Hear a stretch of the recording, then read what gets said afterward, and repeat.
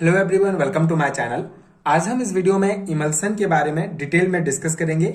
इसका basic concept समझेंगे, इसके टाइप्स को डिस्कस करेंगे, साथ ही साथ कौन कौन से फैक्टर इसे अफेक्ट करते हैं, किस प्रकार से हम इमल्सन के टाइप में डिफ्रेंशिएट कर सकते हैं एंड इसका एप्लीकेशन क्या है, ये सभी हम डिटेल में समझेंगे एंड ये कंप्लीट नोट्स आपको प्रोवाइड करूंगा जो डेफिनेटली आपके बीएससी एग्जाम के प्रिपरेशन के लिए बहुत हेल्पफुल होगा। सो इमल्सन क्या होता है? Colloidal system in which dispersed phase and dispersion medium both are liquid is called emulsion. ठीक है, तो बहुत सिंपल सा कॉन्सेप्ट है। पिछले वीडियो में हमने dispersion medium and disperse phase के बारे में डिस्कस किया है। बहुत सिंपल से आप समझ सकते हैं, जैसे ये हमारा पानी है, इसमें हमको नमक घोलना है, तो ये जो पानी है जिसमें नमक घुलेगा उसको डिस्पर्सन मीडियम कहा जाता है एंड जो नमक है उसको डिस्पर्स फेज कहा जाता है। जो सब्सटेंस होता है जिसको हमें घोलना होगा उसे जो है हम डिस्पर्स फेज कहेंगे।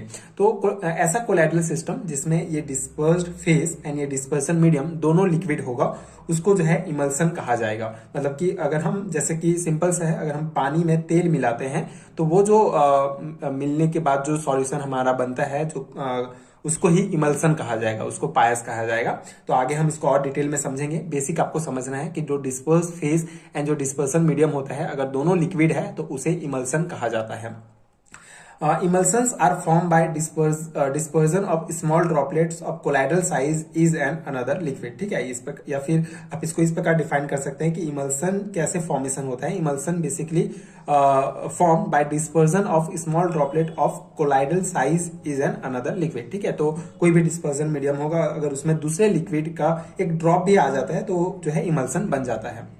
ठीक है, so any two immiscible liquid can make emulsions. ठीक है, कोई भी दो जो एक नहीं घुलते हैं एक दूसरे में, जो अमिश्रणीय द्रव होते हैं वो जो है इमल्सन बनाते हैं, जैसे तेल और पानी हो गया। स्मॉल क्वांटिटी ऑफ, यहाँ पे ऑयल होगा, सॉरी, ठीक है, यहाँ पे आप इसको चेंज कर देंगे।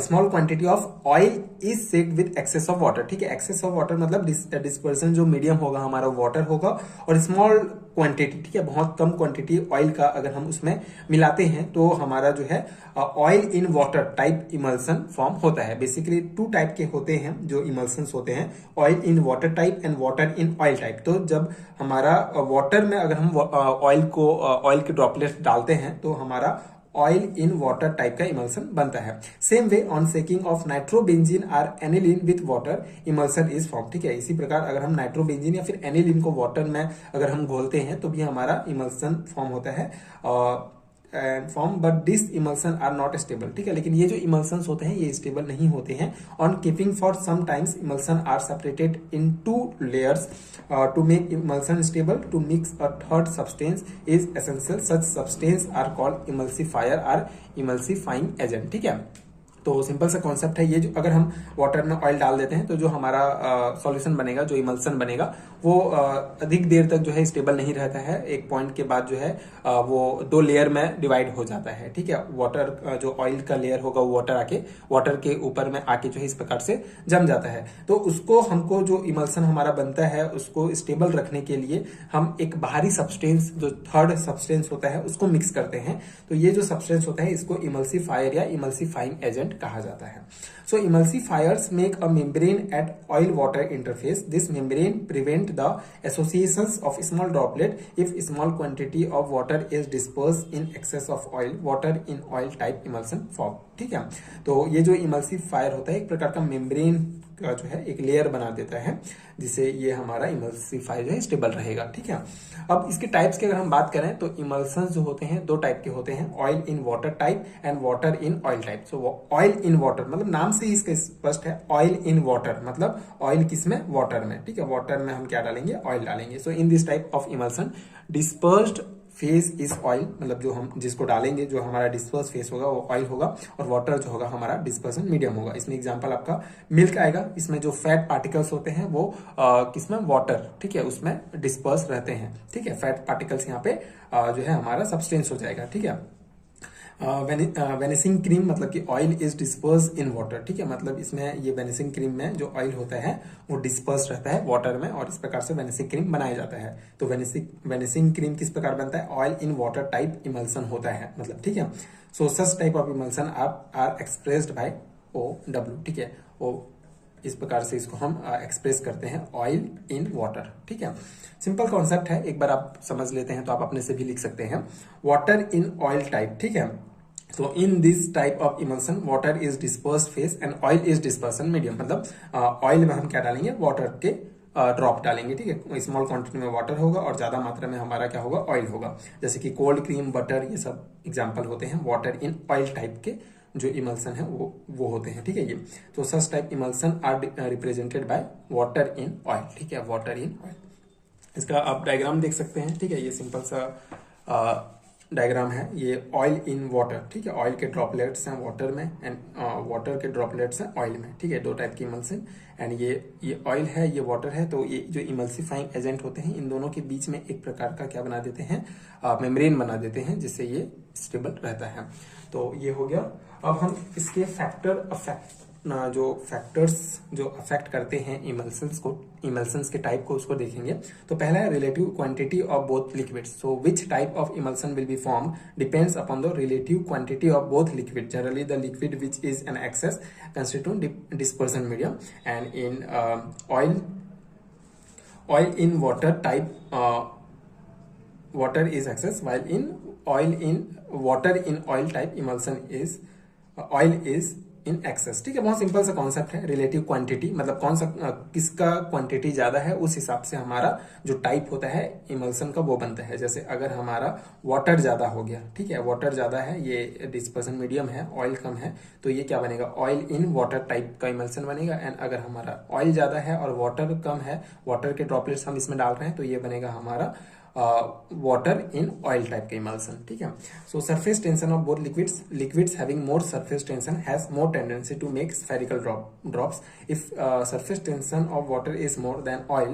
so अगर surface tension बहुत इंपॉर्टेंट है, लिक्विड का जितना ज्यादा surface tension होगा उतना spherical drops बनाएगा, उसमें टेंडेंसी होती है spherical drop बनाने की। तो अगर surface tension वाटर का ज्यादा है ऑयल की तुलना में, तो वाटर इन ऑयल टाइप का जो है इमल्सन बनेगा। एंड अगर जो सरफेस टेंशन है वो ऑयल का ज्यादा है वाटर की तुलना में, तो ऑयल इन वाटर टाइप का इमल्सन बनेगा। ठीक है, अब हम जो डिफरेंट टाइप के इमल्सन्स है उसको डिफ्रेंशिएट कैसे कर सकते हैं, उसको पता कैसे कर सकते हैं। तो the following method are used to differentiate between emulsions. ठीक है, एक डाई टेस्ट होता है जो रंजक होता है, उसके द्वारा इसको टेस्ट किया जाता है। तो when dye soluble in water में सॉल्युबल डाई अगर हम यूज करते हैं, use them dispersed medium is colour. ठीक है, अगर हम उसको यूज करते हैं जो हमारा इमल्सन होगा उसमें, तो जो डिस्पर्सन मीडियम अगर कलर हो जाता है, ठीक है, तो ये क्या है, it is oil in water emulsion. ठीक है, वो oil in water emulsion. And अगर ड्रॉप्स जो होते हैं कलर हो जाते हैं, तो वो होगा